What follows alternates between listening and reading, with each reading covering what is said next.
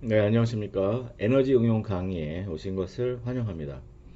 지금 9장 마무리지만 이제 곧 마치고 오늘 마치고 10장 끝나는 게 9주차 1강이 될 거예요. 그게 이제 4월 28일이래요.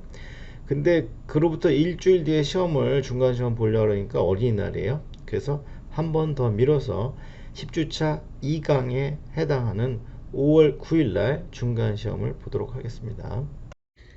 어디까지 배웠느냐 하면은 브레이턴 사이클이라는 것을 배웠죠. 브레이턴 사이클은 이제 주로 항공기 엔진으로 대표적으로 사용되고요.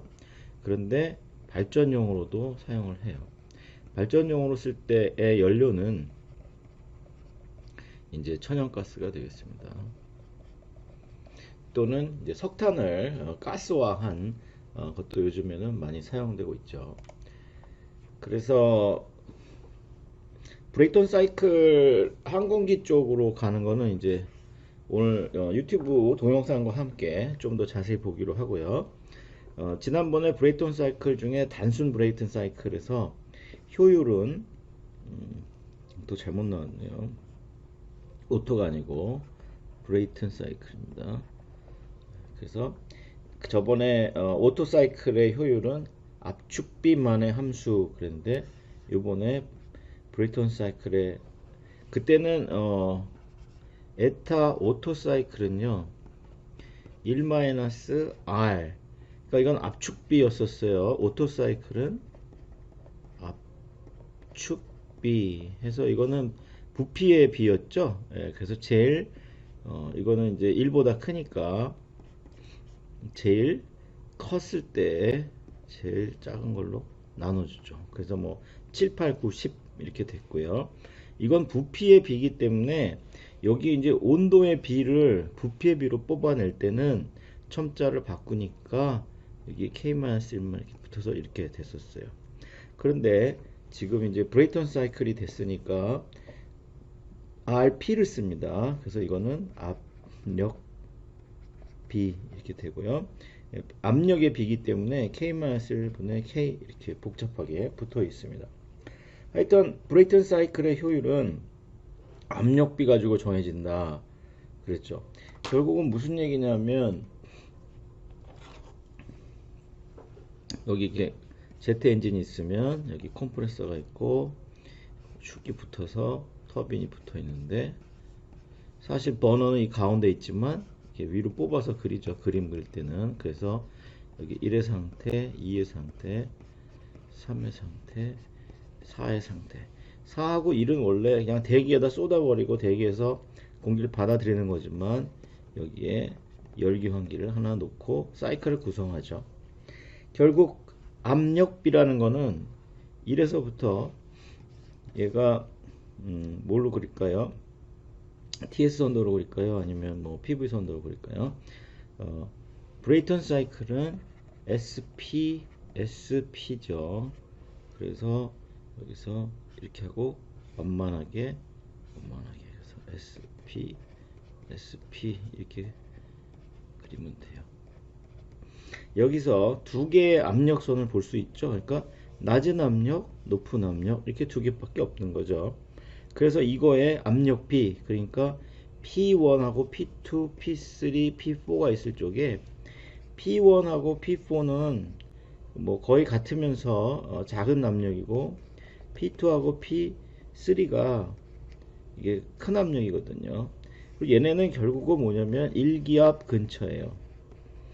지상에서 하면 일기압 근처고요. 항공기가 높이 하늘을 날아가면은 뭐 0.8기압, 0.7기압 이렇게 줄어들죠. 그러면 컴프레서 여기서 1기압 정도 받아 들어가지고 컴프레서에서 몇 기압까지 압축하느냐가 RP가 되는 거예요. 그게 5에서 20 정도 된다 하는 거죠. 그래서 RP 값만 알면 그걸로 아까 공식대로 계산을 하면 에타 브레이트는 1-1에 RP, K-1에 K 이렇게 쭉 계산하면 그냥 나오는 거예요. 그래서 뭐 20 정도 가면은 이제 65% 정도 상회하는 이제 압력이 나오죠. 효율이 나오죠. 근데 이때 뭐라 그랬냐면 이렇게 효율을 마구 올리는 방법 중에 결국 RP만 가지고 효율이 나오는 거니까 결국 TS 선도에서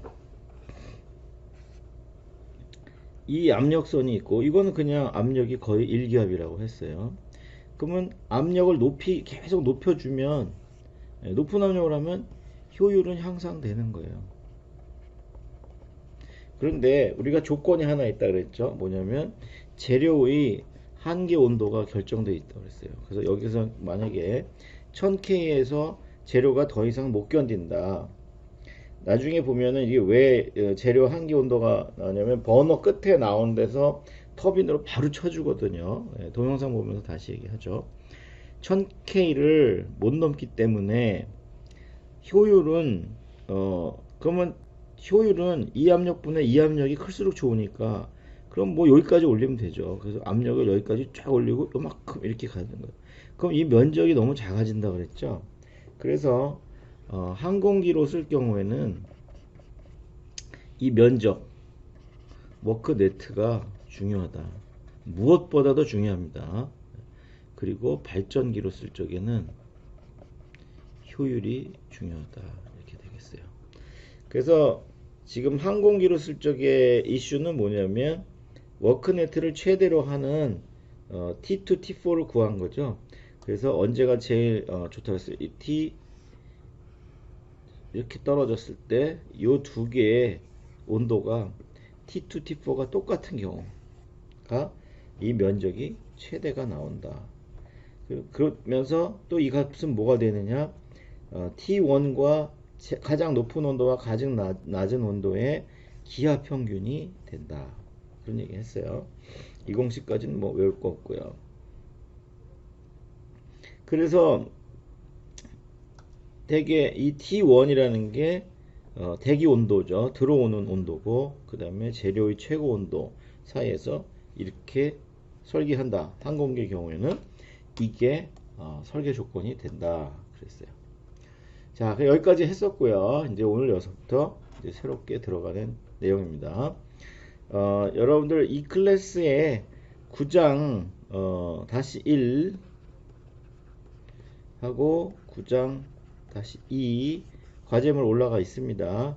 지금 여기에 해당하는 요게 9장 다시 2인데 질문이 많이 들어와요. 근데 이 문제들은 그 아주 옛날 버전이에요. 한 6판인가 7판 정도 될 거고요. 그래서 여러분들 8판 기준으로 이제 해서 책이 전부 다르니까 거기 문제까지 다 붙여서 올렸어요. 그러니까 뭐 책에서 굳이 찾으려고 하지 말고 이 클래스에 업로드된 그러니까 여러분들한테 메일로 다 갔죠. 예, 그 문제를 보고 풀면 돼요. 답까지 다 달아줬기 때문에 풀다가 한 10분 정도 고민하다가 못 풀겠으면 답을 보고 푸세요. 하지만 바로 답을 보는 것보다는 그래도 고민을 한참 하는 게 굉장히 중요합니다. 그래서 여기는 이제 시험 문제고요. 그 저 앞에 이 밑에는 시험 문제 읽게요. 여러분들 예제도 두 개가 추가가 되니까 이건 숙제로 내라는 게 아니라 이것도 풀어보세요. 그런 얘기입니다.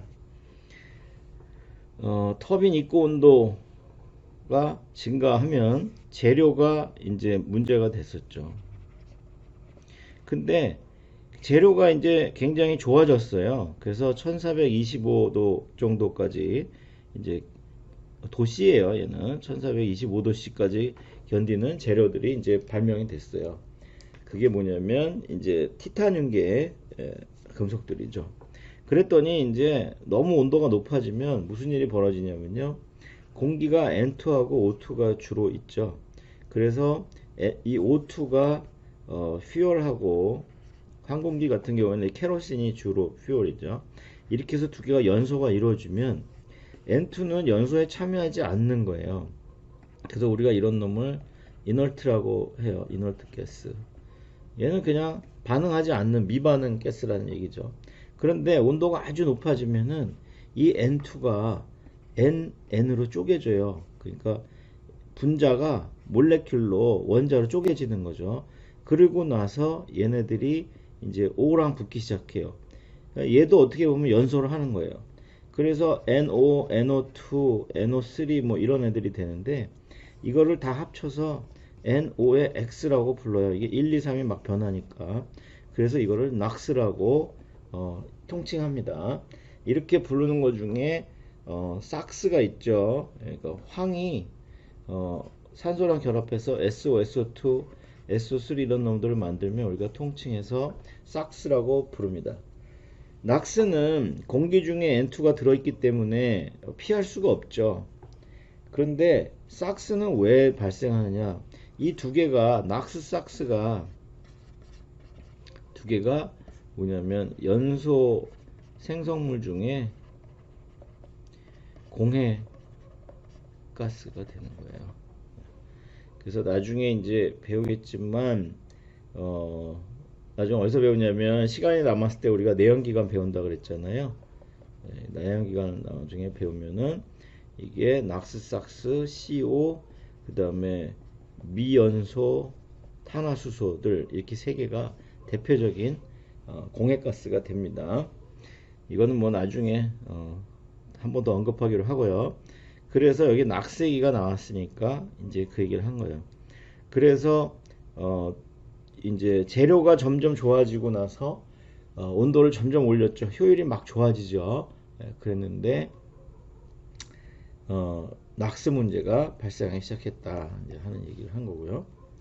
그 다음에 이제 우리가 어떻게 갈 거냐면은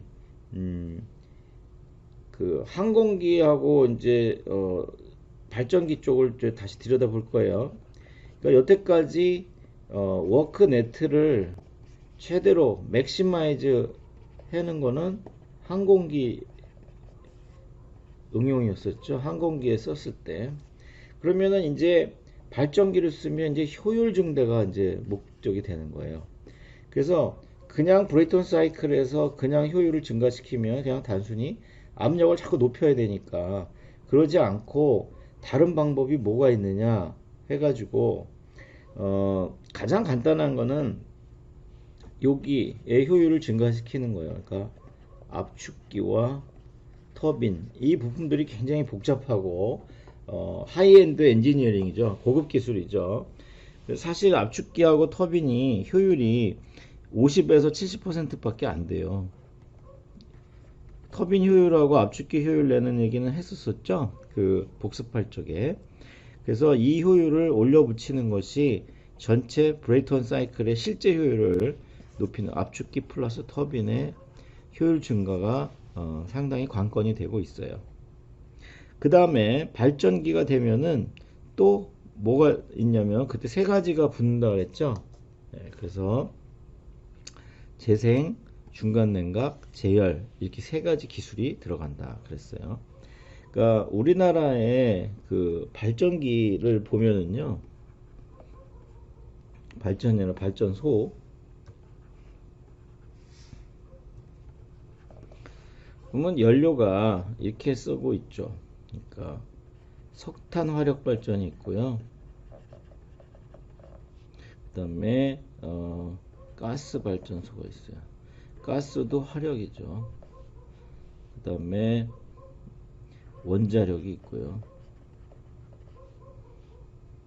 그 다음에 수력도 있고 다른 신재생도 있어요. 태양광, 풍력, 소수력 뭐 기타 등등등 있어요. 이거 다 합쳐봐야 얼마 안 됩니다.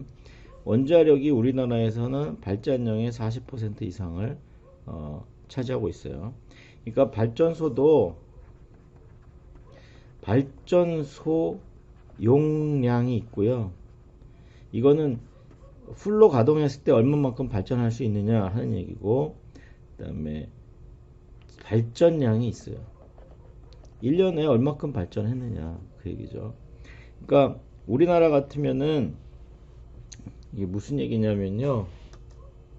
지금 에너지 경하고는 크게 이게 시간에 따라서 발전량을 보면요. 발전량하고 전기 발전량하고 전기 수요나 전기 소비량이나 다 같습니다. 표가.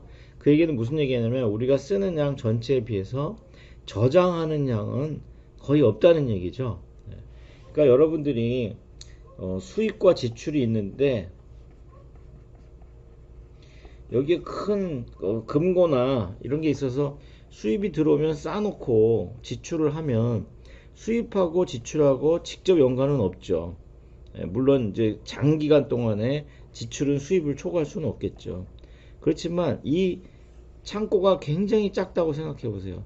그러니까 전기는 저장이 안 되거든요. 그러니까 필요한 내가 써야 되는 만큼만 만들어서 써야 되는 거예요.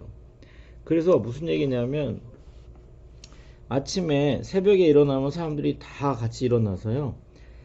밥해 먹고 막 나갈 준비하고 더운 물 쓰고 막 그럽니다. 그래가지고 이제 아침에 언제가 제일 전력 소비가 낮으냐면요. 사람들이 잘 때, 야간에 새벽까지가 낮다가 아침에 일어나면 이제 막 올라가요. 그래서 점심 때 지나서 한 번 더 피크를 치고 오후에 이제 잠자기 시작하면 다시 내려가고 이렇게 하루 피크가 나오는 거죠. 그냥 대표적으로 야간, 주간 이렇게 피크를 합니다. 사실은 이 피크가 매일 반복돼 가지고 그래서 쭉 해서 1년을 이거는 이제 여기서부터 여기까지가 1 주기로 본 거고요. 여기서부터 1년을 주기로 보면은 하루하루 막 변해요. 그래가지고 내려갔다가 또 막 올라갔다가 또 내려왔다가 이렇게 합니다.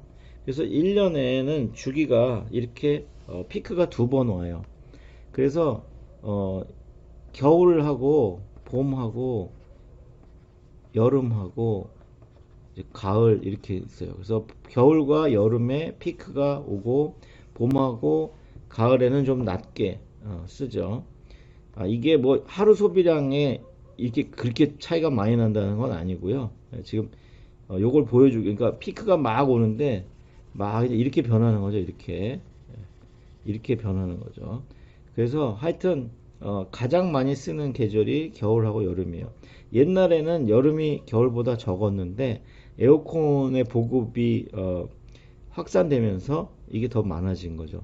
그러면 제일 많이 쓸 때에 대비해서 이거보다 좀 많이 해가지고 발전량을 갖고 있어야 돼요.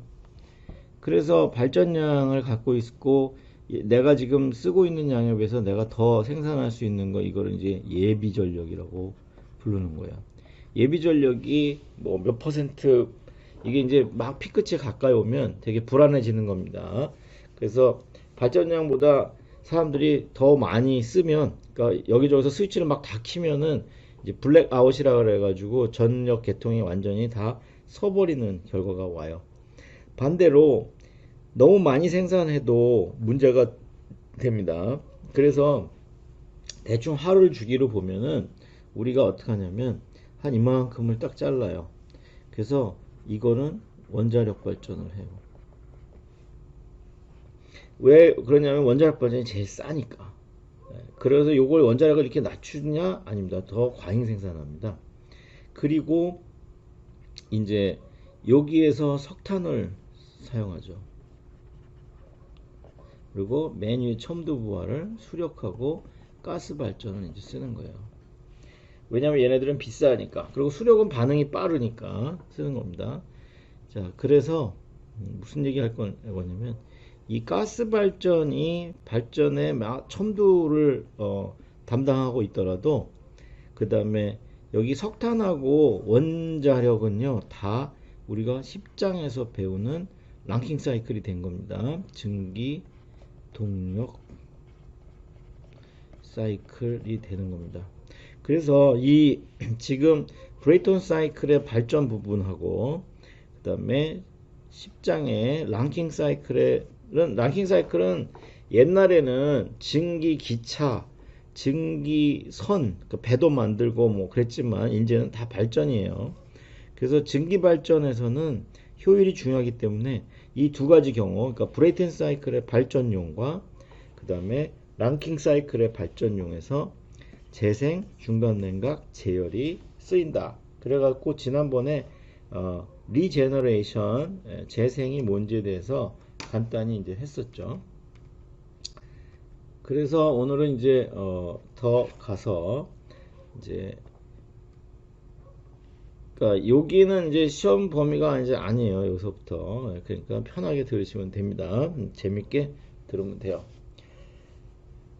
나중에 시험 범위 요 뒤에 가면 그 제열하는 게 이제 여러분들 과제에 보면은 제열 브레이턴 사이클이 연습 문제 푸는 게 있어요. 그 문제만 풀 줄 알면 됩니다. 그러니까 이 뒤는 시험 범위 아니라 그랬다가 왜 또 재생을 냈느냐 막 이렇게 원망하지 마시고 과제에 있는 문제의 유형은 비슷하게 중간고사를 낼 거니까요.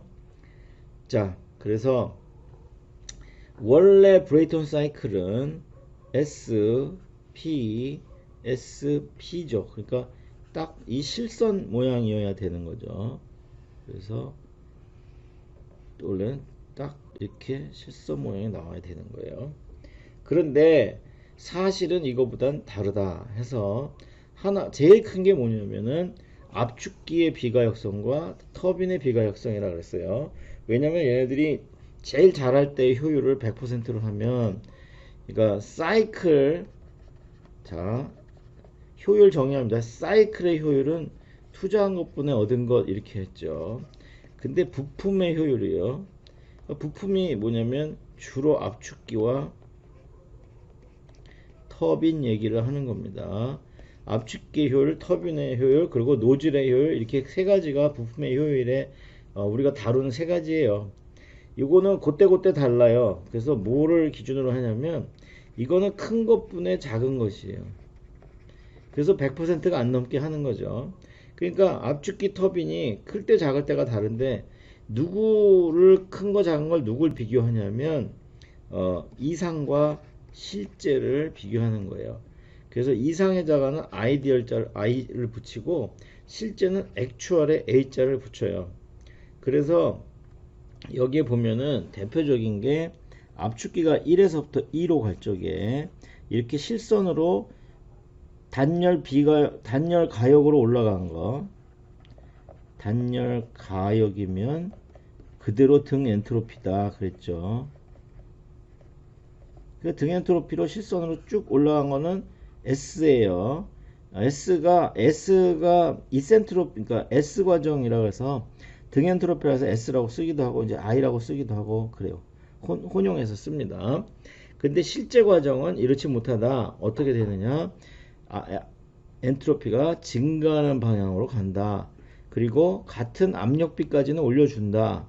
그러면 같은 압력선에서 이렇게 엔트로피가 증가하는 방향으로 가는데 비가역이기 때문에 점선으로 표시했다. 그 얘기예요. 그 다음에 터빈도 여기서부터 직선으로 내려와야 되는데 엔트로피 증가하는 방향으로 같은 압력선까지 내려온다. 이렇게 해서 이 부분이 터빈의 비가역성, 이 부분이 압축기의 비가역성 그 얘기입니다. 그 다음에 또 다른 거는 원래는 정압곡선 타고 가야 되는데 정압곡선보다는 그래도 버너에서도 압력이 떨어져죠. 버너에 그 막 구멍이 있어서 그 기체가 막 몰려 들어가고 난류를 막 일으켜서 연소를 하잖아요. 거기서 필연적으로 압력 강화가 일어난다 하는 얘기요. 그 다음에 이 얘기는 무슨 얘기냐 하면 뭐 내가 맨날 그런 얘기 하는데 여러분들 숨을 쉰다 아니면 담배 핀다 해서 보세요. 여기가 1기압이에요. 숨을 쉬어요. 확 들이쉬어요. 그럼 이 들이쉴 때는 이 압력이 몇이어야 되겠습니까? 들이쉴 때는 압력이 0.95기압 1기압보다 낮으니까 훅 들어오는 거죠. 그 다음에 내뱉을 때는 1기압보다 높아야 1.05나 1.1기압이 돼야 그 압력이 높으니까 훅 나가는 거죠. 여기 압력을 높여주려고 가로막을 올려서 폐를 줄여 공간을 확 줄이니까 압력이 높아져서 나가는 거죠. 마찬가지로 여기서 제트 엔진에서 컴프레서하고 뭐 터빈이 있고 버너가 이렇게 있는데 터빈에서 바깥으로 확 내보내려면 압력이 대기압보다 좀 높아야 돼요. 그러니까 여기서 쏘는 압력은 좀 높은데 그 압력에 비해서 흡기, 그러니까 대기 압력보다 여기는 센 압력으로 내보내야 되니까 1과 4가 압력이 엄밀히 말하면 똑같지가 않고 4가 압력 곡선을 보면 더 위에 있는 압력 곡선이 된다. 그 얘기예요. 별로 중요하지 않고 우리가 브레이턴 사이클을 풀었을 적에 이제 그 단순 브레이턴 사이클, 그러니까 여기를 SS로 풀면 단순한 거고 여기에다가 보통 이 압력에 의한 영향은 되게 무시해요. 그러니까 연속에서 압력 강화, 출구 압력 대역에서 높아졌다. 이건 크게 효율에 영향을 안 주지만 압축기의 비가역성과 터빈의 비가역성은 효율에 직접 영향을 줍니다. 왜냐하면 효율이 한 50% 정도밖에 되지 않기 때문에 이것도 비행기가 일정한 속도로 쭉 가면은 효율을 좀 높일 수 있어요. 근데 가속했다 감속했다 막 하는 구간에서 딱 내가 맥심, 그러니까 옵티마이제이션이라고 그러잖아요. 뭐냐면 이제 최적화를 하거든요. 이 컴프레서는 요 사이즈에서 RPM이 얼마로 돌고 유량이 얼마로 들어올 적에 효율이 제일 크게 만들어 놨는데 비행기가 뭐 정속 주행하는 게 아니잖아요. 빨리 갔다 늦게 갔다 막 하니까 그때는 효율이 많이 더 떨어지게 되는 거죠. 그래서 뭐 여기기 같은 거는 정속 주행하려고 애쓰죠. 기름값 아끼려고. 전투기 같은 경우에는 뭐 전투하는 상황에서 상대방이 쫓아오는데 정속 주행할 수 없는 거죠. 그거는 효율에 대해서 그렇게 중요성을 두지 않는 거죠. 자, 그래서 실제 브레이턴 사이클에서는 이 압력의 효과는 그냥 두고 여기에 압축기의 비가역성과 터빈의 비가역성 정도를 고려하면 된다. 그 얘기입니다. 지금 이 경우에는 맥시멈 템퍼처가 1300 켈빈까지 올라가는 모습을 보여주고 있네요. 예제가 있으니까 풀어보고요. 그 다음에 9.9절로 이제 튀어 들어갑니다. 그래서 이제 뭐 할 거냐면 재생, 중간 냉각, 그러니까 발전으로 들어가는 거예요. 발전 분야로 응용 분야를 가서 그럼 우리가 재생, 중간 냉각 이렇게 엉터리가 되나요? 중간 냉각, 재열 이렇게 세 가지 기술을 쓴다고 했죠. 이게 가는 방향은 어느 방향으로 가느냐면 이 세 가지 기술을 다 극도로 쓰면은 이게 카르노 사이클 효율에 점점 다가가는 겁니다. 그래서 여기에 지금 있는 문제는 연습 문제에 있어서 그거는 이제 시험 범위 하나 들어간다고 그랬어요. 자, 이런 걸 생각해 봅시다. 내가 컨버스천에서 일어나는 일은 뭐예요? 연소가 일어난다. 그러면 사이클로 볼 때는 Q가 연소를 QH가 들어오는 걸로 했잖아요. 그런데 제일 아까운 게 뭔지 보세요. 여기에서 4에서는 바깥으로 내보내고 1에서는 들어온다. 그래서 사실 이거는 방출이라 했잖아요.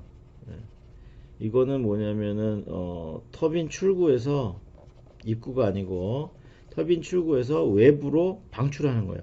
이 방출하는 온도가 굉장히 뜨거워요. 그리고 들어오는 공기는 굉장히 차요. 이거는 뭐 어떤 때 영하 3, 40도도 됩니다. 고도 높이 날다 보면. 하지만 컴프레션을 한번 하면 온도가 상당히 높아져요. 그럼에도 불구하고 나가는 애가 아직도 굉장히 뜨겁거든요. 그러니까 이 온도가 아직 굉장히 높다는 얘기죠. 그런데 얘는 바깥에다 버릴 거고 얘는 이제 데려다가 컨버스천을 할 거예요. 그러니까 얘는 컨버스천에서 열을 줄 거단 말이에요. 그러니까 얘를 데우면 어떨까? 그래서 터빈에서 바깥으로 나가는 애를 컴프레서에서 나와서 연소기로 가는, 그러니까 2번과 3번 사이에서 컨버스천 챔버 바로 앞에 있는 공기를 데우는 거예요. 얘로. 왜 가능하냐? 얘가 온도가 더 높으니까. 얘는 온도가 높고, 그래서 얘가 온도가 높고 얘가 낮으니까 이제 이런 식으로 데우죠. 그러면 얘는 이렇게 가면서 온도가 점점 식으면서 갈 거예요. 그죠? 그래서 여기서부터 온도가 점점 식으면서 가고, 얘는 여기서부터 온도가 점점 올라가면서 데워지고. 그래서 만약에 우리가 여기다가 5자를 하나 집어넣고요, 여기다가 6자를 하나 더 집어넣고 이제 1에다가 붙이죠. 그러면 4에서부터 6까지, 2에서부터 5까지. 이게 여기까지 완전히는 못 갑니다. 하여튼 이 과정 동안 무슨 일이 벌어지느냐, 그러면 4에서 6 과정은요, 우리가 TS 선도에서 이 밑바닥 면적은 뭐라 그랬어요? Q라 그랬잖아요. 그래서 이게 이쪽으로 갑니다. 그러니까 TDS 적분할 적에 온도는 켈빈으로 항상 플러스 보이고요. 엔트로피가 감소하는 방향으로 움직였죠. 그러니까 이때 Q는 Q의 4, 6 과정은 마이너스 보호를 가져요. 마이너스 보호를 갖는 열이 방출된다는 얘기죠. 이 방출된 열, 이 면적을 누가 받아주느냐 하면은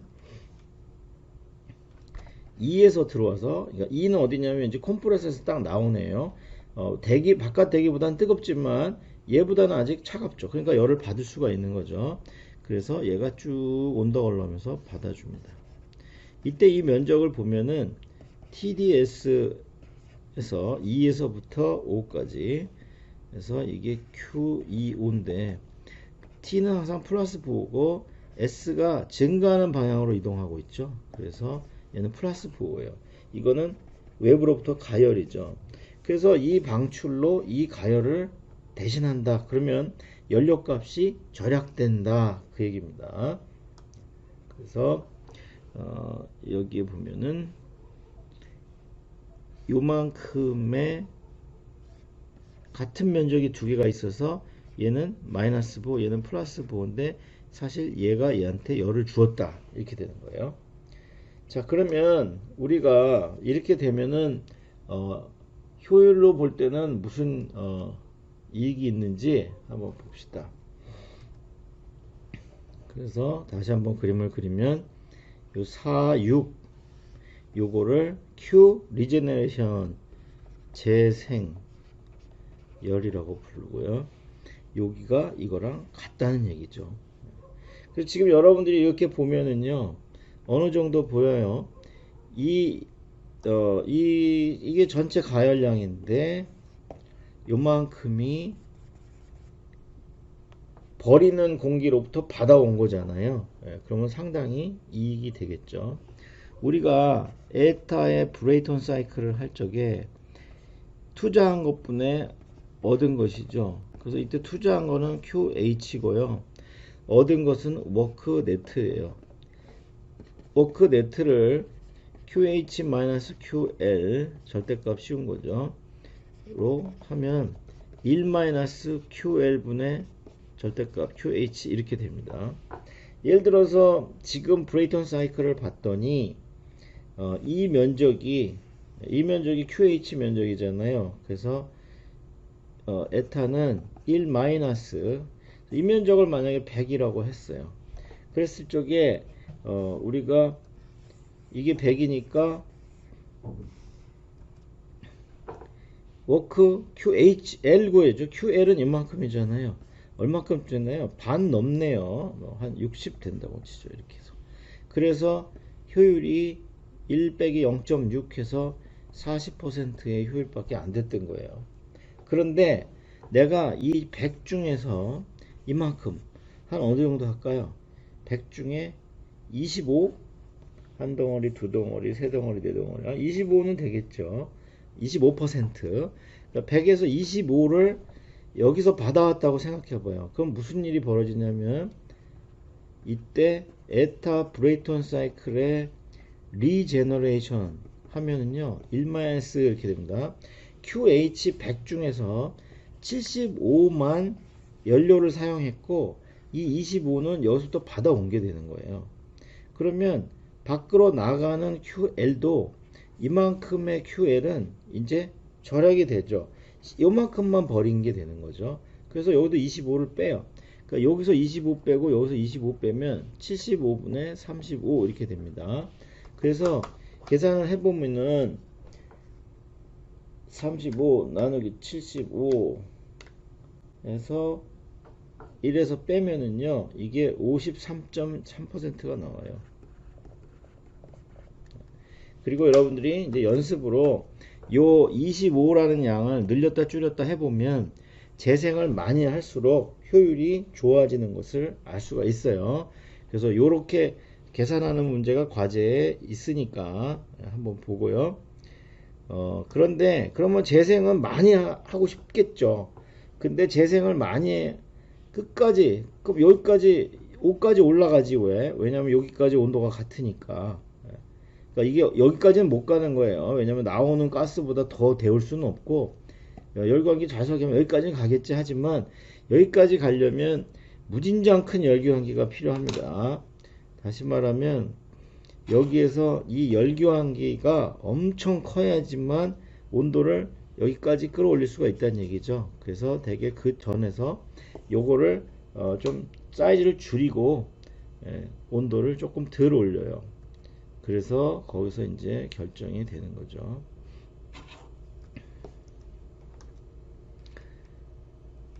자, 그래서 뭐 이 정도 하고요. 재생은 여기까지 하고요. 그 다음에 이제 진짜 발전에 들어가면 중간 냉각, 제열, 재생까지 다 한다. 그럼 요번에 여러분들이 본 게 뭐예요? 여기에 컴프레서에서 나가서 이제 버너, 컨버스천 챔버로 들어가는 거죠. 컨버스천 챔버 버너. 나는 버너라고 계속 쓰고 있고. 여기에 들어간 놈하고 출구에서 나가는 놈을 열기원한다. 요게 리제너레이션 재생이 되는 겁니다. 그러면 두 가지를 더 추가했죠.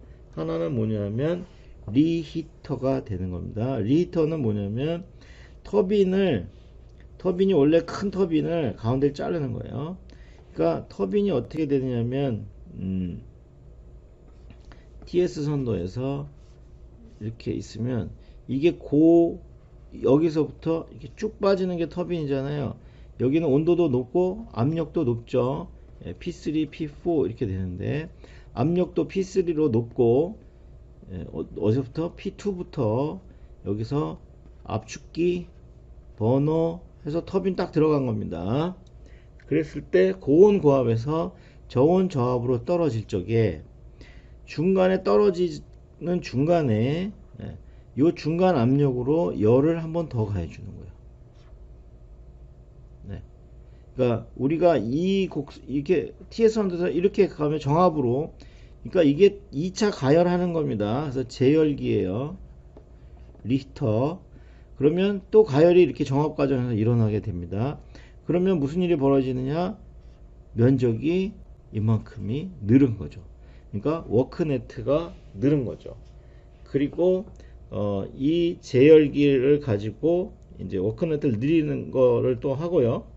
그 다음에 중간 냉각도 합니다. 중간 냉각은 또 어떻게 합니까? 요번에는 큰 컴프레서가 있는데 가운데를 잘라 가지고 컴프레서는 이제 TS 선도에서 아까 이렇게 올라갈 때 1에서 2까지 딱 올라가는 게 한 번 컴프레서였는데 중간에 끊어 가지고 냉각을 시키는 거예요. 이게 냉각이죠. 이렇게 가는 게. 그러니까 얘도 냉각을 하는 겁니다. 그래서 중간에 냉각하고 다시 컴프레서를 가면 이 압력이 이제 하나가 더 생기는 거죠. 이게 1기압에서 우리가 20기압을 간다고 했을 적에 여기에 뭐 만약에 5기압이나 뭐 이렇게 올라갔을 때 다시 냉각을 시켜주고 그 다음에 올려가지고 이제 가는 거죠. 그러면 이때도 워크네트가 늘어나는 걸 알 수가 있어요. 이거는 어떻게 늘어나느냐? 컴프레서에서 들어가는 일을 줄여주는 거가 됩니다. 그 내용을 1이니까 PV 선도에서 한번 보기로 하죠. PV 선도에서 중간 냉각을 보겠습니다. 요건 조금 난이도가 있는데요. 자, 그러면 중간 냉각은 무슨 얘기냐면 압축기의 얘기예요. 그러면 내가 압축기가 무슨 일을 했어요? TS 선도에서 압력이 두 개가 있을 때 1기압에서 쭉 올려주는 거죠. 가역 단열로. 그러면 PV 선도에서 이게 정압이고, 예, 이게 정적이고, 가파르면 등엔트로피, 덜 가파르면 등온. 그러니까 가파른 곡선으로 압력이 올라가는 게 압축기죠. 그래서 여기에 보면 S 커브예요. 이게 S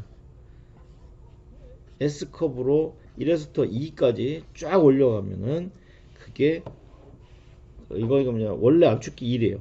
원래 압축기 1 P1 1기압에서 20기압까지 올렸을 적에 PV선에서 등엔트로피를 올렸을 때 여기 들어가는 1은 이 면적이죠. 그런데 중간 압력에서 한 5기압이나 6, 7기압에서 여기서 압축기를 한번 하고 이제 멈춰요. 그리고 어떻게 한다고요?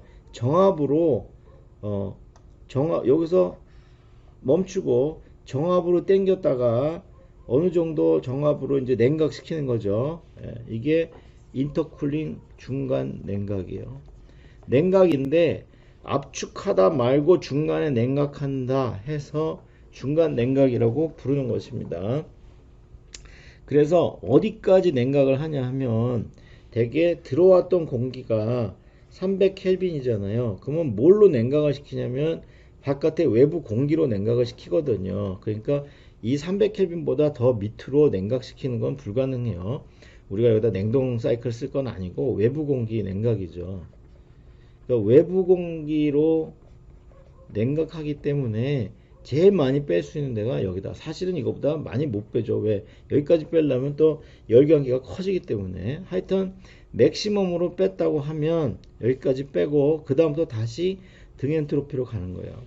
여기서 여러분들이 다시 한번 우리가 볼 수 있는 게 PV 선도에서 가파르면 S고 완만하면 T예요. 그래서 이게 지금 그렇게 그림을 그려 놓은 겁니다. 이게 완만한 거는 T.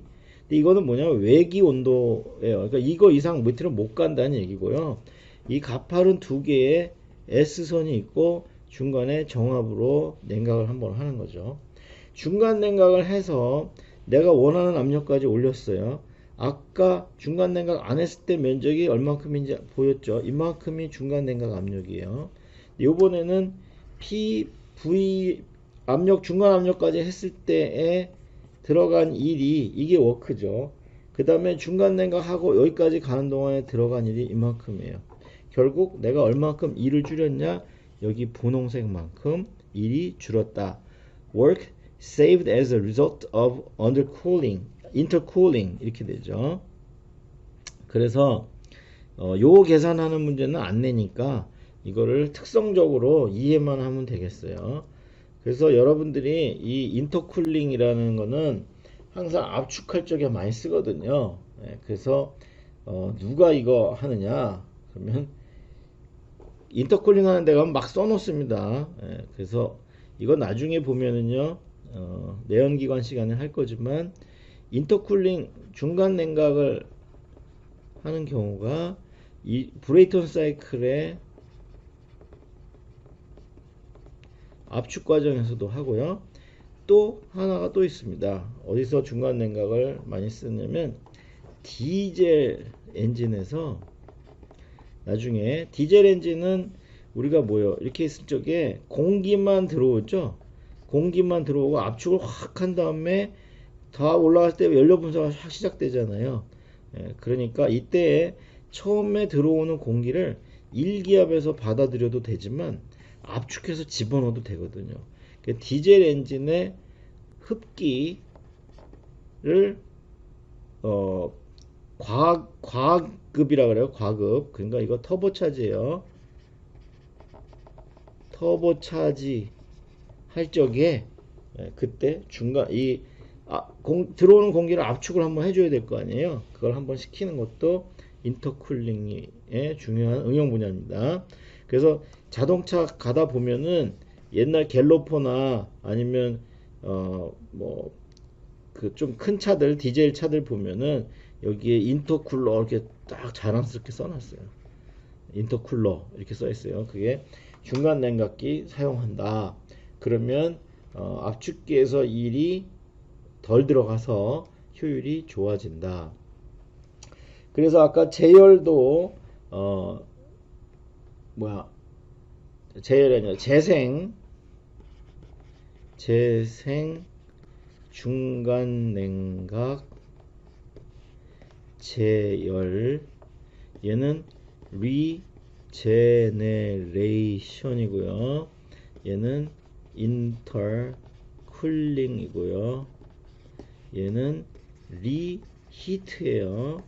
지금 우리가 리제너레이션 설명했고 중간 냉각 설명했고 제열 설명을 이제 하면 되겠죠.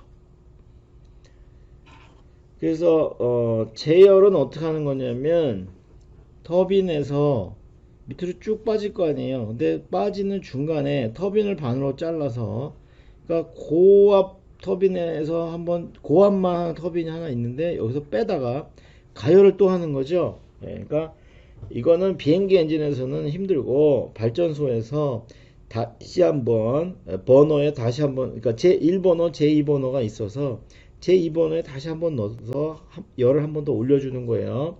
그러니까 이 압력에서 밑에 압력이 3개가 있는데 밑에 낮은 압력까지 한 번에 쭉 빼는 게 아니라 중간 압력에서 빼가지고 한 번 더 가열을 하고 이제 그 다음에 터빈이 또 있고 그 다음에 이제 방출하고, 이건 아까 말한 인터쿨링이에요. 압축하고 냉각하고 압축하고 해서 2단 압축이죠. 이건 2단 팽창.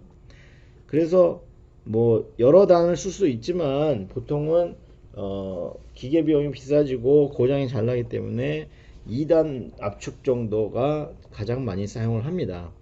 그런데 이쪽에는 무슨 얘기냐면, 그러면 내가 기계 장치가 복잡해지고 돈이 많이 들고 하는 것들에 구애를 받지 않고 네 마음대로 해봐라.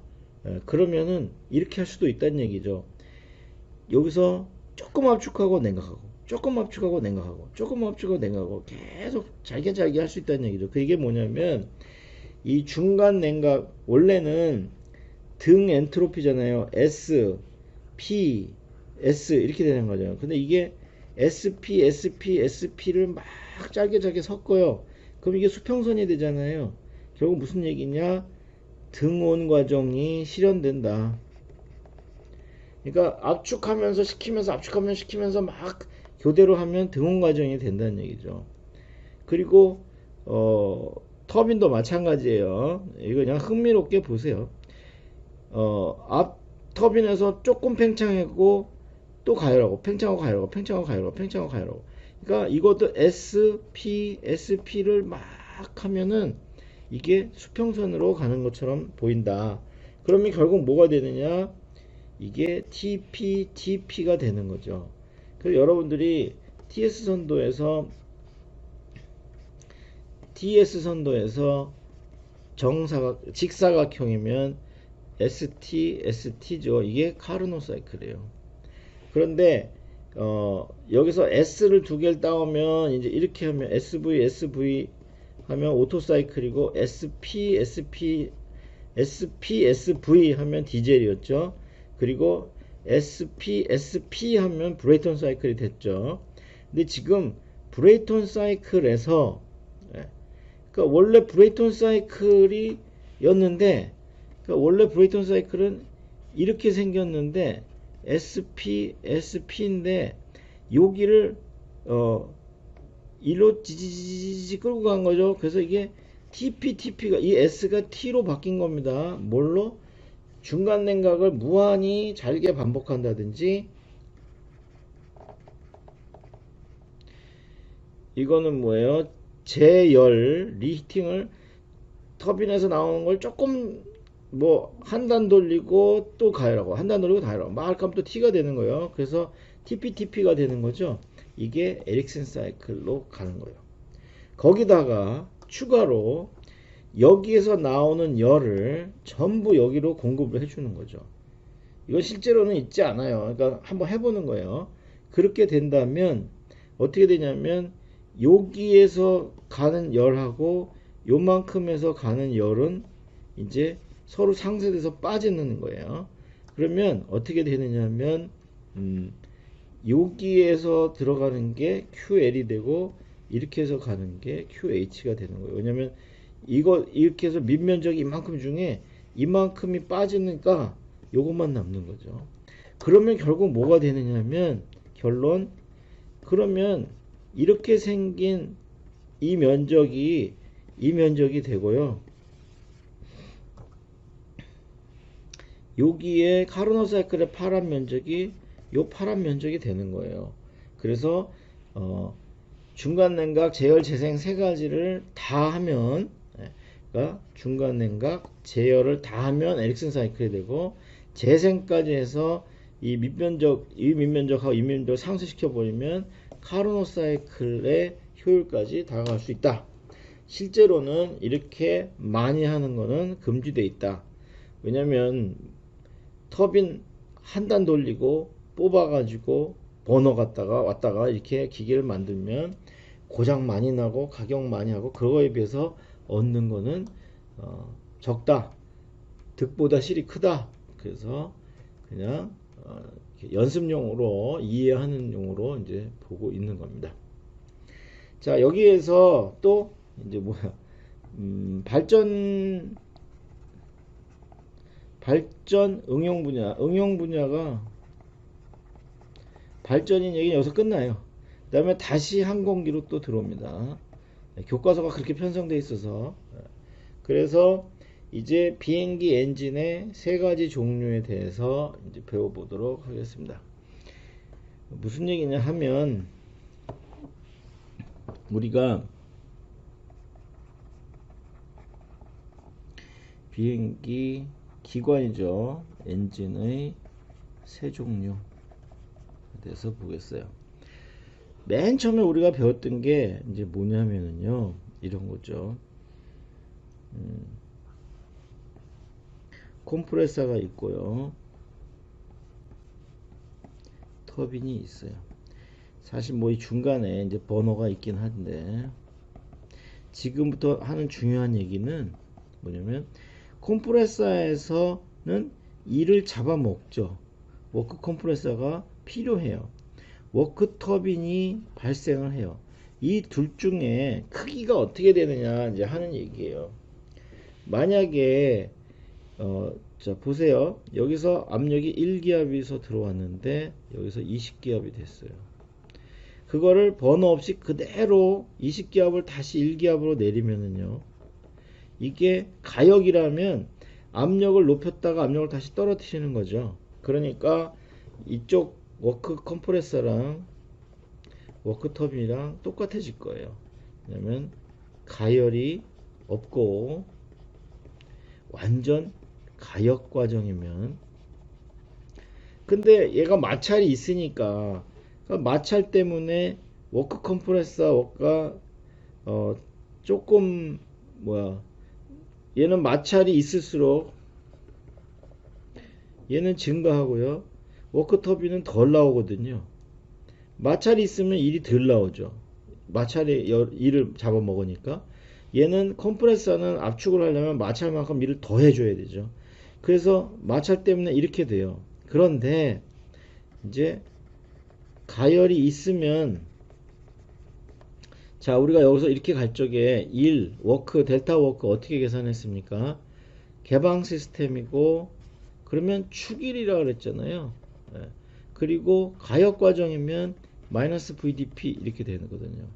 근데 델타 P는 어차피 적분할 적에 1에서 20으로 올렸고 20에서 1로 떨어뜨렸는데, 여기 비체적에 비해서 버너가 온도를 확 줬기 때문에, 열을 확 줬기 때문에 비체적이 확 늘어나는 거예요. 그래서 워크 터빈이 워크 컴프레서보다 커집니다. 몇 배가 커집니다.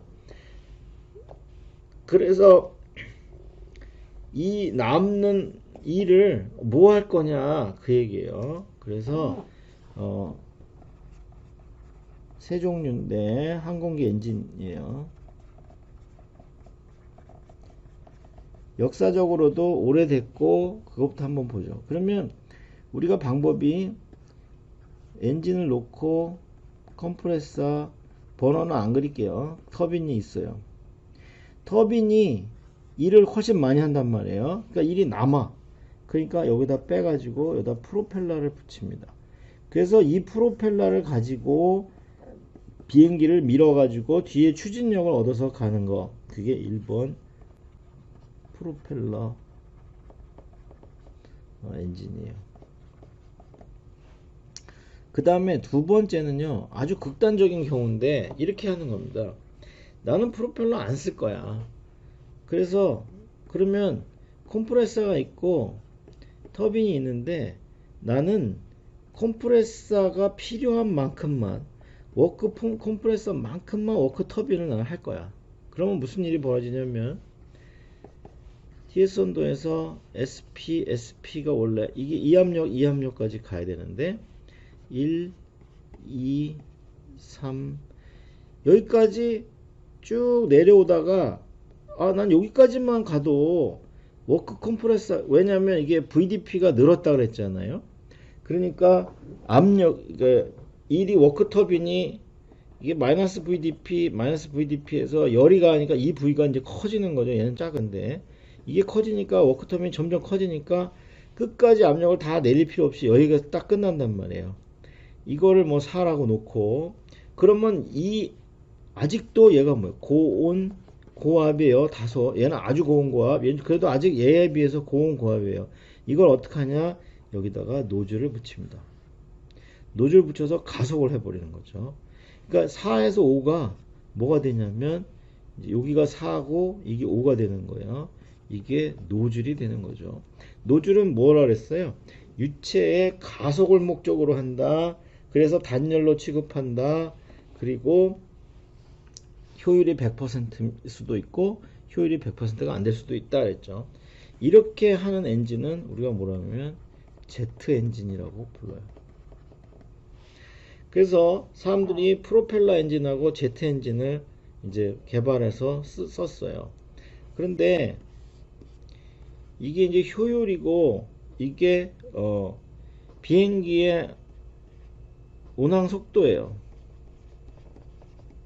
근데 문제는 프로펠러 비행기는요 효율이 딱 좋다가 푹 떨어지는데 어디서 효율이 제일 좋냐면 500km/h 우리가 자동차 지금 뭐 고속도로에서 110 제한 속도 있고 뭐 이제 빠른 경주용 자동차들이 뭐 3, 400 정도 나가잖아요. 근데 프로펠러 비행기는 뭐 300km/h도 가지만 500에서 이제 조금 넘어가기도 하는데 500에서 가장 효율이 좋아요.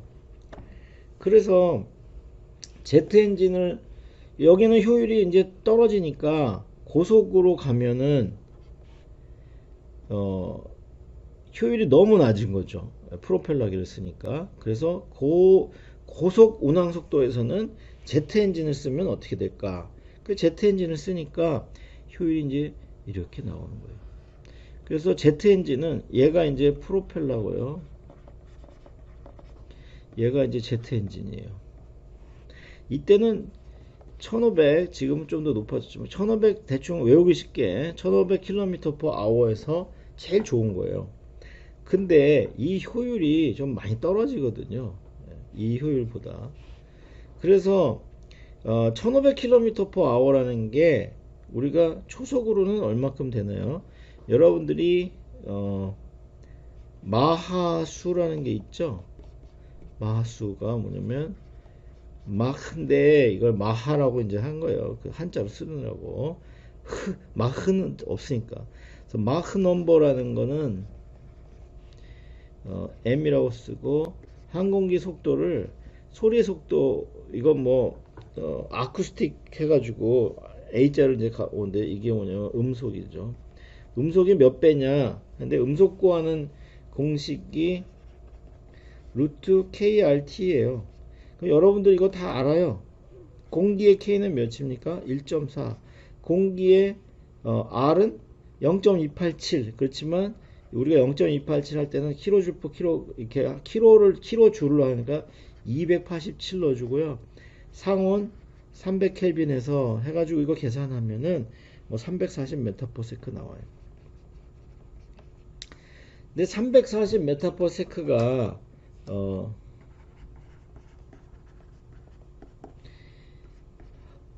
hour로 하면은 몇일까요?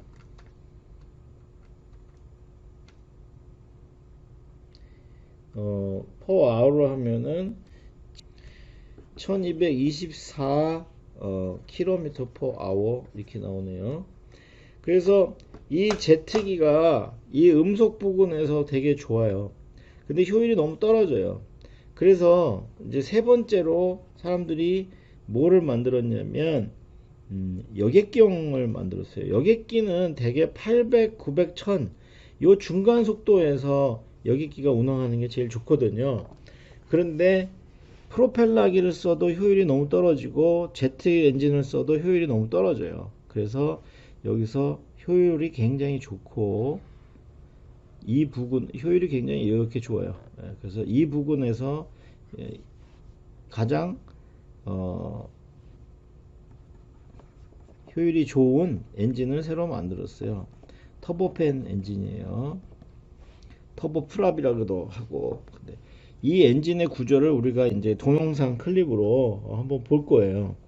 그래서 이 운항 속도가 제일 좋기 때문에, 그러니까 터보팬 엔진을 만들어서 터보팬이 여기서 제일 좋으니까 여기서 비행기를 운항하는 거예요. 그렇게 보면 됩니다. 자, 그래서 여기서 간단하게 설명을 했고요. 그래서 제트 엔진이 나오면 이제 뒤에 이게 그 얘기입니다. 이 터빈을 작게 만드는 거죠. 왜? 컴프레서에서 쓸 일만 딱 발생시키는 거죠. 그럼 아직도 여기가 고온 고압이 된다는 얘기예요. 그거를 노즐로 하면 부위가 가속이 왕창 돼가지고 주로 음속으로 이제 높여서 가는 거예요. 뭐 전투기쯤 돼야 마하 초음속이 되는 거고요. 여러분들이 뭐 그 굉장히 빨리 날아가는 미사일 막 이런 것들 봤을 적에 뭐 상당히 빠를 거라고 생각을 하지만 마하 뭐 5, 6 얻기가 굉장히 힘든 거예요. 그리고 아주 굉장히 빠른 그 미사일 같은 경우에도 지금 마하 12, 3까지 나오는 그 폭탄들도 있어요. 나중에 이제 동영상 보면서 얘기하고요. 도대체 그럼 속도가 빠른 것 중에 어떤 것이 있는지 한번 이걸 집에 가서 한번 계산해 보세요. 자, 무슨 계산을 하는 거냐면 지구가 직경이 얼마큼이에요? 지구가 직경이 12,800km예요. 그러면 여기에다가 이렇게 하면 파이 d잖아요. 파이 d 해야 둘레 길이가 나오잖아요. 그러니까 여러분들이 지구 위에 이렇게 붙어서 살고 있잖아요. 근데 여러분이 지구에 붙어서 움직이는 속도가 얼마큼인지 이제 보자는 얘기예요. 그래서 지구 둘레가 4만 킬로미터예요. 근데 이걸 하루에 한 바퀴씩 돌잖아요. 적도에 살면. 그러니까 지구가 이렇게 있는데 적도 자전축이죠. 적도에 살면 이만큼 돌지만 북극에 사는 애는 그냥 고자리에서 뱅뱅 돌고 우리는 북이 30 뭐 6.37도쯤 사니까 우리는 이만큼 돌겠죠. 하여튼 여기에 제일 빠른 데서 이렇게 가는 애가 4만 킬로를 하루에 가요. 86,400초 동안 갑니다. 그러니까 여러분들 하루가 몇 초인지 몇 분인지 하루가 1440분이고 86,400초이고 엔지니어는 10만 시간이 보통 우리가 요새 압축기 같은 거나 모터를 사면은 수명이 10만 시간이거든요. 그러면 이게 얼만큼이냐면 요 표면에 붙어서 가는 애가 초속 400 한 60m per sec로 가고 있어요. 그러니까 지구에 붙어서 그냥 가고 있어도 음속을 넘게 가는 거거든요. 그러니까 여러분들이 지금 우리가 여기에서 살면 음속보다 좀 못 가게 이렇게 도는 거죠. 그러면은 인공위성을 발사하면은 어디서 발사하겠어요? 1번 북극에서 발사한다. 왜? 속도가 안 헷갈리니까. 적도에서 발사한다. 왜? 속도가 빠르니까. 그러니까 북극에서 쳐다보면 이렇게 되는 거죠. 이게 이제 노스폴이에요. 북극에서 보면 지구가 이제 자전을 하잖아요. 어느 쪽을 하나요? 북쪽에서 내려다보면은 동쪽에서 해가 뜨니까 이렇게 자전을 하네요. 그때 여기서 뺨 쏘면 우선 초속 460m 마하 1점 몇을 그냥 얻고 들어가잖아요. 그러니까 내가 여기서 대포 빵 쏘면 이렇게 가지만 더 길게 쏘면 이렇게 가고 더 길게 쏘면 이렇게 가고 더 길게 쏘면 이렇게 해서 자기 뒤통수에 떨어지고 더 세게 쏘면 이제 도는 거죠. 그래서 속도가 빠를수록 높이 올라가서 이제 돌겠죠, 이렇게. 그래서 뭐 하다 여기까지 갔나요? 아, 마하수 얘기하다 이렇게 됐네요. 예. 그래서 인공위성이 얼마나 움직이는지 뭐 마하수 얘기 좀 했어요. 터보 제트 엔진에 이렇게 그러니까 터보라는 거는 이제 그 돈다는 얘기고요. 터빈이 있다는 얘기고요. 압축기 터빈 다 있으니까 제트 엔진은 뭐냐면 아까 얘기한 대로 뭐예요? 터빈이 작죠. 그래서 얘가 워크 컴프레서가 하는 일하고 똑같이만 발생시켜 주고 나머지 여기 5번에서 고온검에서 나오는 게 노즐을 통해 가지고 가속해서 이게 노즐이 되는 거죠. 노즐 어디 있어요? 이게 노즐입니다. 이 노즐의 구조를 가만히 보세요. 네. 자, 잘 보세요. 그러면 어떻게 생겼나? 여기에 면적하고 여기에 면적하고 어느 게 더 작아요? 여기 면적 세 군데를 보세요. 이게 보기에는 이렇게 그냥 노즈처럼 생겼지만 사실 면적을 보면은요, 이게 만약에 이 가운데 부분이 없다면 이게 면적이 좁아졌다가 넓어지는 이렇게 구조를 갖는 거예요. 이게 수축 확장 노즐이 되는 거죠. 그때 무슨 얘기 했어요? 아음속은 마하수가 1보다 음속보다 느린 게 아음속이에요. 아음속에서는 수축이 가속되고 그 다음에 초음속에서는 음속보다 빠를 때는 확장이 가속되는 거예요. 그러니까 우리가 뒤에 나가는 속도를 음속보다 높이게 하기 위해서는 할 수 없이 수축 확장 노즐을 사용해야지만 하는 것이고요. 이런 거 배우고 싶으면은 기체역학이라는 과목을 공부하면 돼요. 가스 다이나믹스 대학원 과목에는 있습니다. 내가 가르치고요. 그 다음에 그래서 터보 제트 엔진은 뭐예요? 이 뒤에 노즐을 붙여서 그걸로 가속하는 것이다. 그 얘기한 것이고요. 둘, 셋. 이거는 뭐 우리가 추진율은 숙제에서도 제외하고 이제 하라고 했는데 그냥 상식으로 참고사항으로 그냥 하는 거예요. 우리가 자 이렇게 보면 어떻게 되나요? 힘 곱하기 거리 하면 뭐가 돼요? 그러면 W죠. 1이죠. 근데 이거를 시간으로 나누죠. 그럼 이게 시간으로 나눠지죠. 그럼 이게 워크 도트가 되는 거죠. 그리고 거리 나누기 시간은 속도가 되는 거죠. 그래서 힘에다가 속도를 곱하면 힘 곱하기 속도는 그게 추진 동력이 되는 거예요. 그래서 시간당 추진 동력, 그러니까 킬로와트 아니면 마력 이렇게 이제 되는 거죠. 거기에 내가 1초당 태운 연료 열량대 이렇게 하면 이게 추진 효율이 되는 거예요. 그러면 힘을 구해야 되잖아요. 힘 곱하기 속도니까 힘은 어떻게 구하냐면 이렇게 구하는 거예요. 그래서 보통 우리가 F는 ma라는 건 알고 있죠. 결국 무슨 얘기냐면 제트 엔진에서 볼 적에 이렇게 해서 들어오는 애를 한번 이렇게 생각해 보세요. 여러분들이 야구공을 세게 던지면 자기가 밀려가는 거죠. 무슨 얘기냐면 이렇게 배에 사람이 타고요. 야구공을 이쪽으로 세게 확 던져요. 공을. 그러면 작용 반작용에 의해서 반력으로 이 사람은 이렇게 추진을 받게 되겠죠. 내가 이쪽으로 이렇게 추진력을 받는 거는 이쪽으로 MV를 쏘면 되는 거죠. 근데 야구공을 여러 개를 탁탁탁탁탁탁탁 쏘는 거예요. 그래서 1초 동안에 10kg의 야구공을 쐈다. 그러면 이게 초당 M돛이 되는 거죠.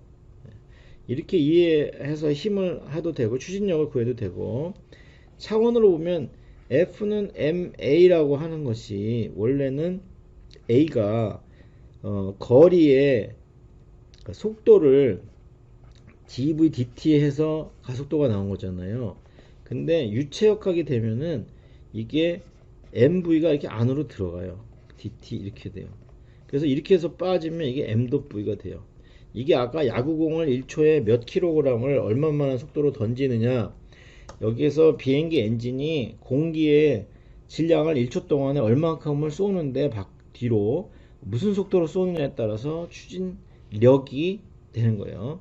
그러니까 이게 추진 동력이 아니고요. 추진력 F는 들어오는 속도, 그러니까 야구공 얘가 아무리 뒤로 안 던져서 비행기 날아가는 속도만큼 들어와서 그냥 통과해 갈 거 아니에요. 거기다가 엔진이 받아가지고 더 빨리 뒤로 쏜 거죠. 그래서 나가는 속도랑 들어오는 속도의 차이에다가 공기의 유량을 곱하면 추진력이 나오고, 이 추진력 F에다가 다시 속도를 곱하면, 그러니까 결국은 워크 프로펄전은요, 결국은 m돛의 ve-vi에 곱하기 다시 비행기의 벨로시티가 되는 거예요. 에어크래프트.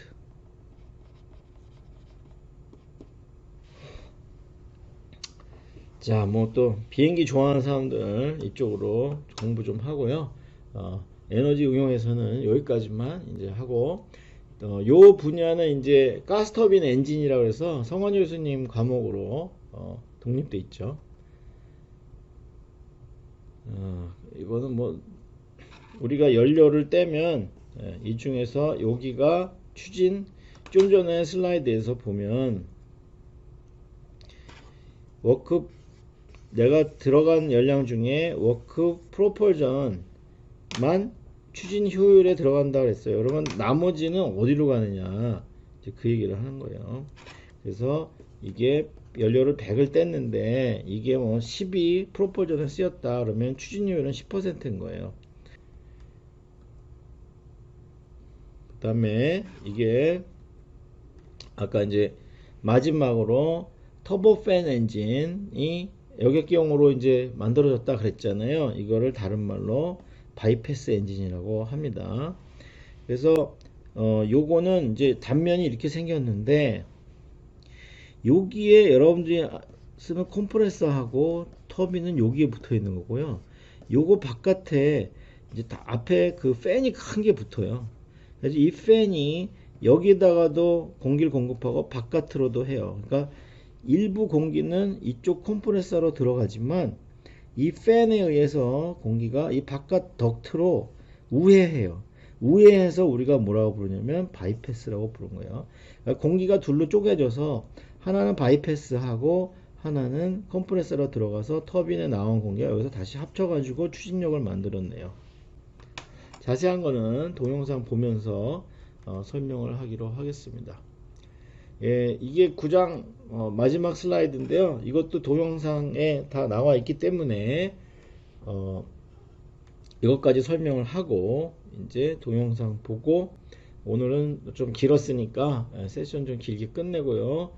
다음 시간에 조금 짧게 하고 뭐 그렇게 가죠. 자, 그래서 이제 램제트라는 엔진이에요. 이건 아주 놀라운 엔진이죠. 만약에 여러분들 이렇게 생각해 보세요. 여러분이 자동차에 타고 여기다가 머리를 내밀고요, 입을 딱 벌리고 가봐요. 바람이 막 불죠. 그럼 바람이 막 불면 어떻게 돼? 입속에 압력이 막 커지죠. 다시 말하면 똑같은 일이 벌어지네. 그러면 비행기가 굉장히 빠른 속도로 날아가요. 그랬을 때 여기 엔진이 있으면은요, 여기서 비행기가 가는 속도가 만큼, 여기는 지금 마하가 넘는 걸 말합니다. 마하 한 4, 5 정도, 마하가 4보다 크다 이 정도 되면은요, 엄청난 속도로 날아가거든요. 그러면 이 비행기 엔진에서 볼 적에는 엄청난 속도로 공기가 들어오고 있는 거죠. 그랬을 적에 여기에 들어오면서 속도가 느려지면서 압력이 올라가요. 그러니까 이거는 노즐로 치면은 감속을 하는 거죠. 감속을 당하면은 압력은 올라가요. 속도가 떨어지면 압력이 올라가요.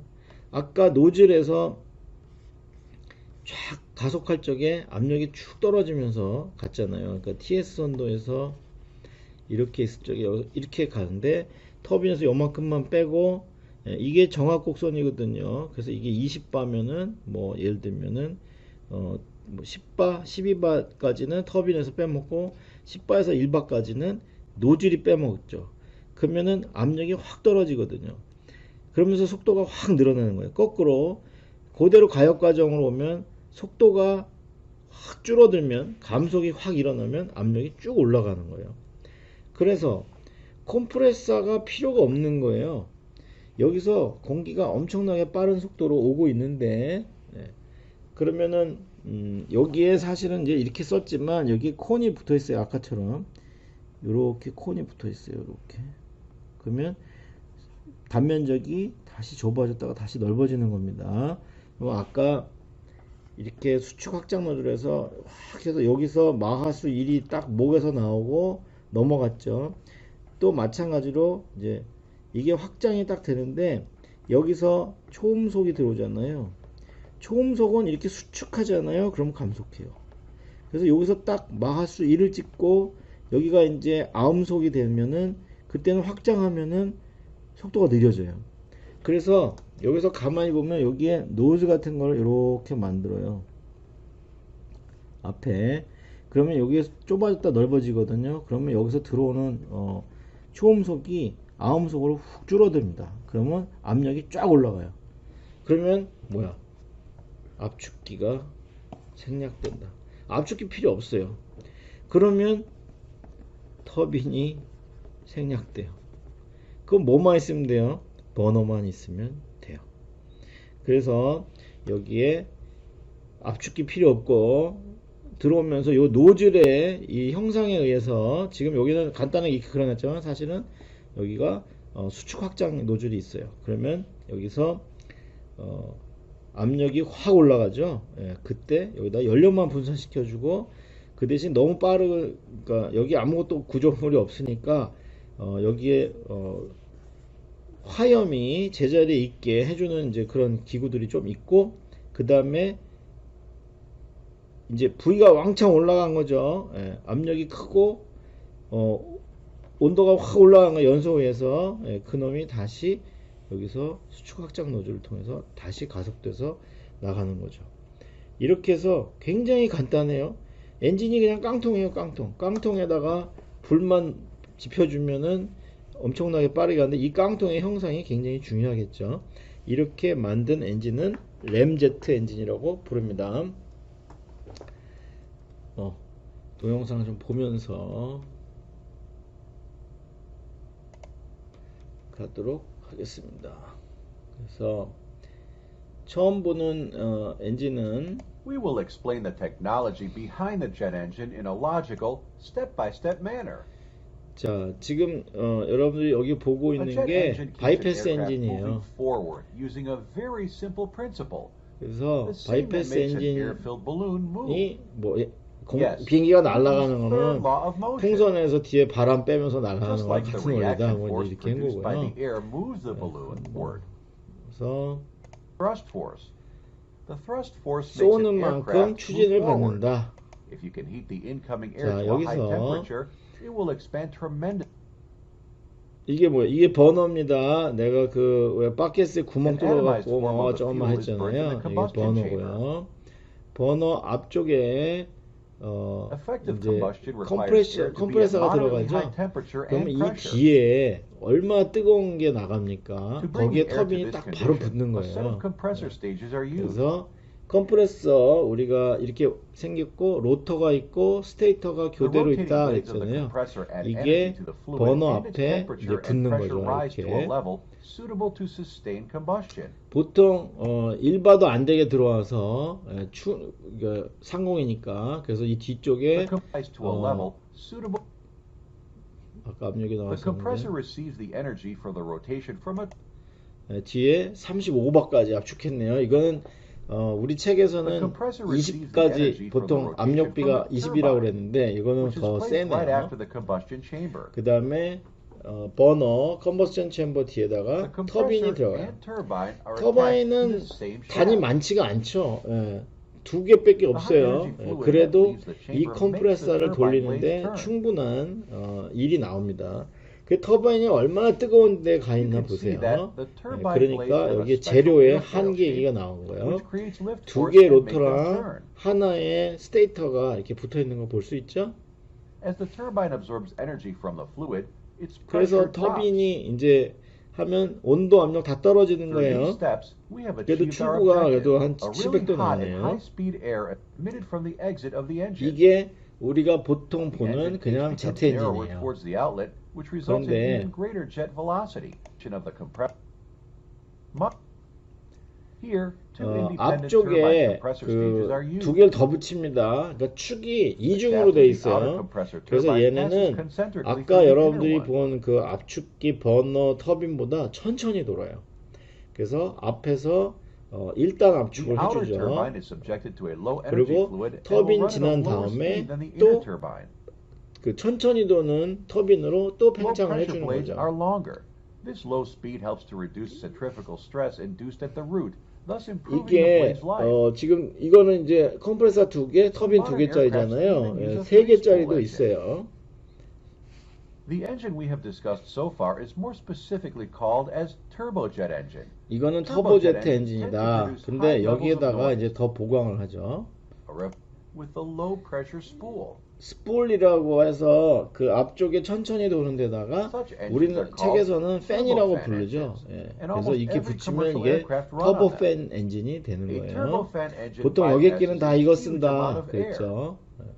그래서 지금 가운데 제트 엔진 바깥으로 바이패스 되고 있잖아요.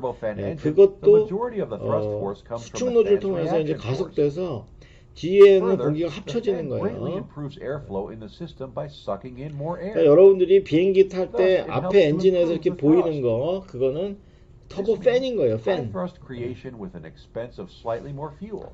This is the reason why turbofan engines are highly fuel economical.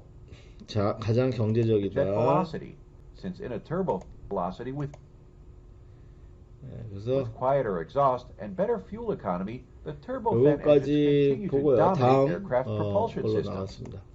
그다음에 요거는 뭐에 대한 거냐면 이제 램제트에 대한 건데 앞쪽은 중간에 조금만 보겠어요. The turbojet, 그래서 or 이렇게 ramjet, 생겼어요. 이렇게 is an 분해해 extremely 놓으면 simple construction 그리고 with no moving 보면은 parts. 컴프레서 터빈이 없어요. 그리고 이게 앞쪽이에요. 앞쪽에 아까 뭐라 그랬어요? 이쪽에 이 노즈 때문에 이게 수축 확장 노즐의 역할을 해서 거기서 유체가 속도가 확 떨어지면서 압력이 올라간다 그랬죠. 그래서 이렇게 들어온 다음에 압력이 높아지고 그 다음에 버너가 있어요. 버너로 그냥 여기서 연료만 확 분사시켜 주는 거예요. 그래서 이거는 옛날 필름이고요. 이렇게 위에다 놓고 실험하고 갑니다. 그래서 얼마큼 나온다고요? 마하 9, 마하 9까지 나온다고 해서 그래서 크루즈 미사일에 쓰인다 하는 게 나오고요. Was to provoke shock recompression. 이게 The rear end 샤크웨이브라고 이제 배우는데 그걸로 이제 압력이 올라가는 겁니다. 그래서 여기 멋있는 거 좀 보고 갑시다. 자, 이렇게 생겼어요. The ramjet motor can only really function at speeds 앞에 over 노즈 500 있고, kilometers an hour. So 그다음에 air rushes 여기서 into the air 속도가 inlet 확 at very 떨어지면서 high 압력이 확 pressure. 올라오고 There 연료 it meets 분사돼 fuel, 가지고 kerosene, 여기서 that is being strained in by the 케로신으로 이제 한다 injectors. 그러죠. 그다음에 The 뒤에 combustion produced 수축 확장도를 creates a large 통해서 quantity of hot gas, 마하 9까지 then 쏜다. expelled from the rear of the motor. 다 From 이제 조립하면 이렇게 1965 to 되고요. 1970, tests were carried out with a view to using ramjet aeroplane propulsion. 여기까지 보죠. 그다음에 요 클립은 이제 자 여기부터 보면 되네요. 네. 그래서 램제트 엔진은 이거는 램제트의 더 신형 스크램제트라고 하는 건데요. 근데 처음부터 엔진이 작동하지 않죠. 그러니까 들어오는 유속이 마하 4, 5는 돼야 되잖아요. 그러니까 다른 비행기로 끌어다가 속도를 높인 다음에 얘를 그 다음에 런칭 시키는 거예요. 그래서 이제 스크램제트가 미사일로 추진했다가 이제 어느 속도 이상 가면은 스크램제트로 이제 들어가서 이제 운항하는 거예요. 그래서 마하 한 10을 넘깁니다. 얘네들은 미사일 쪽으로 가면은.